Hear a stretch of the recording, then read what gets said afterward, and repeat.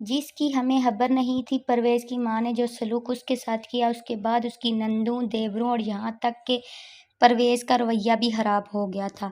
پرویز کو اعتراض تھا کہ وہ ہسپتال میں غیر مردوں سے باتیں کرتی ہے۔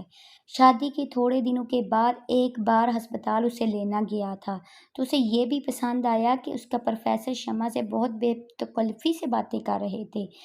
اسے شکایت تھی کہ شمع کے ساتھ کام کرنے والے مرد ڈاکٹر اس سے بہت بے تکلف ہیں۔ یہ باتیں تو ہم لوگوں کو بہت عرصے کے بعد پتہ چلی۔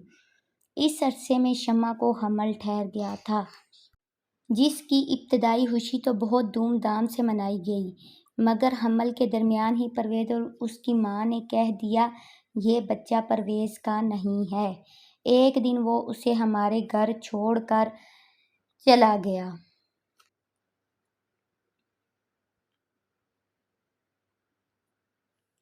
ہم لوگوں کو تقریباً 2 ماہ بعد پتہ چلا، جب پرویز اس عرصے میں ایک مرتبہ بھی شمع سے ملنے نہ آیا۔ نہ جانے شمع ہم لوگوں سے الٹے سیدھے بہانے بناتی رہی،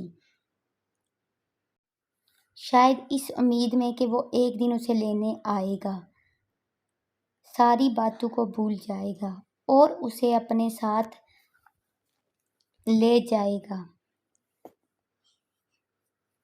ایک دن اپنی ماں کے سامنے نہ جانے وہ کیسے پھوٹ پڑی اور وہ سب کچھ اس کو بتایا جو کچھ اس کے ساتھ بیتی تھی۔ وہ جہنم میں رہ رہی تھی،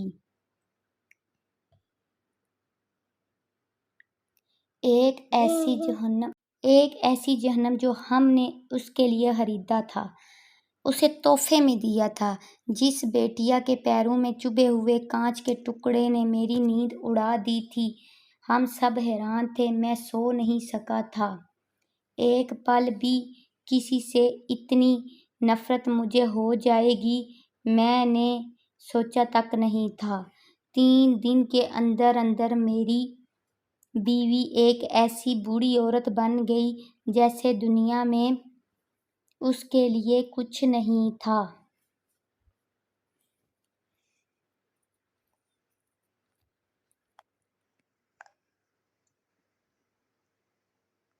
میری نظر کے سامنے دیکھتے ہی دیکھتے میں اپنی بیوی کو ہار گیا۔ مجھے اندازہ نہیں کہ وہ میری بیٹی سے اتنا پیار کرتی ہوگی۔ بچی کی پیدائش ہوئی، میں نے خود پرویز کے والد کو ان کے پوتی ہونے کی خوشخبری دی۔ انہوں نے کسی گرم جوشی کا اظہار نہیں کیا، کوئی مٹھائی کھانے کی فرمائش نہیں کی اور طلاق نامہ مل گیا۔ میری بیٹی جس کے تلوؤں میں لگے ہوئے شیشے کے ٹکڑے کو نکالنے میں خون کے آنسو رویا تھا،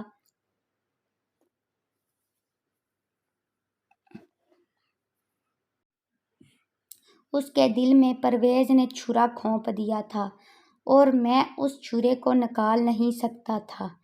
3 دن کے بعد میری بیوی کو یکایک دل کا دورہ پڑا اور وہ دیکھتے ہی دیکھتے ہسپتال میں دم توڑ گئی۔ مجھے پتہ تھا کہ اسے شمع کا غم کھا گیا ہے۔ وہ شمع کے آنسو، اس کا بکھرا ہوا چہرہ، ٹوٹا ہوا دل، لٹا ہوا وجود اور ویران آنکھوں کا کرب برداشت نہیں کر سکی۔ مجھے ہی سب برداشت کرنا پڑا اور میں ہی سب برداشت کرتا رہا۔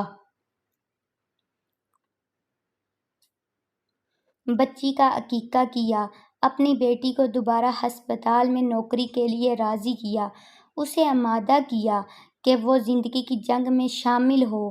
جنگ تو لڑنی پڑتی ہے اور یہ جنگ کرنی پڑے گی۔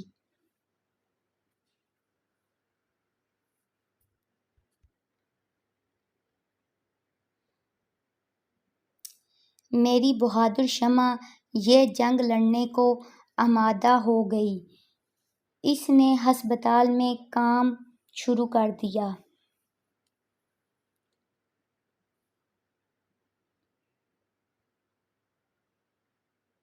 پاکستان اور باہر کے امتحان کی تیاری بھی شروع کر دی۔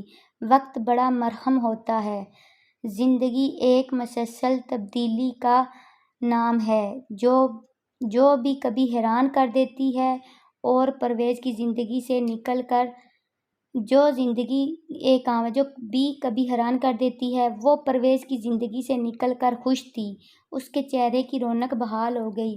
اس کا خیال تھا کہ وہ اعلیٰ تعلیم کے لیے لندن جائے گی۔ اس کی خوشیوں کے باوجود اس کے شیشے جیسے ٹوٹے ہوئے دل کی چیاں مجھے میرے سینے کے اندر میرے دل کے لہو لہان کرتی رہیں۔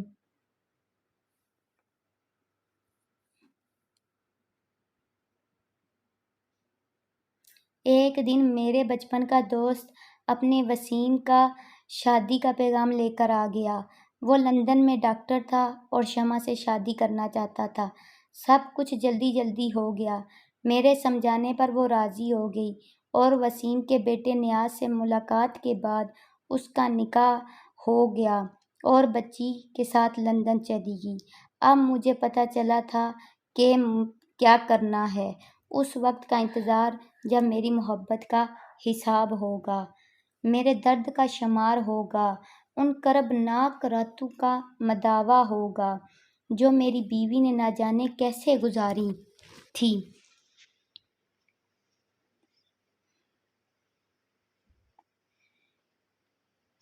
شمع کے جانے کے بعد مجھے پتہ چلا کہ پرویز کی دوسری شادی ہو رہی ہے۔ وہ لڑکی کی زندگی برباد کرنے جا رہا ہے۔ میں نے اسی وقت فیصلہ کیا کہ میں اس کو نہیں چھوڑوں گا۔ زندگی میں پہلی مرتبہ ایک انسان پر گولی چلائی اور اسے ختم کر دیا۔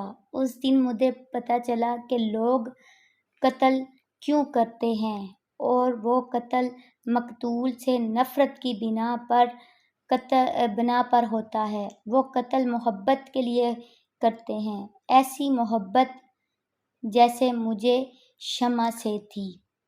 اس کہانی سے ہم نے یہی سبق سیکھا ہے کہ کبھی بھی کسی کی بیٹی کو گھر لا کر اس کے والدین کو اور اس کی بیٹی کی زندگی کو ہمیں تباہ نہیں کرنا چاہیے۔ والدین بڑی مشکلوں سے اپنی بیٹیوں کو رخصت کرتے ہیں، اپنی جگر کا ٹکڑا تم لوگوں کے حوالے کرتے ہیں۔ برائے مہربانی ان کا خیال کیجیے۔ ان کو زیادہ سے زیادہ خوش رکھنے کی ذمہ داری اس کے شوہر کی ہوتی ہے۔ اس لیے ہمیں اپنے ارد گرد خیال کرنا چاہیے کہ وہ ہماری بہو بھی ہماری بیٹی جیسی ہے۔ اگر آپ کو میری ویڈیو اچھی لگے تو اس کو لائک کیجیے، کمنٹس کیجیے، شیئر کیجیے اور میرے چینل کو سبسکرائب کیجیے۔ Thanks watching my video.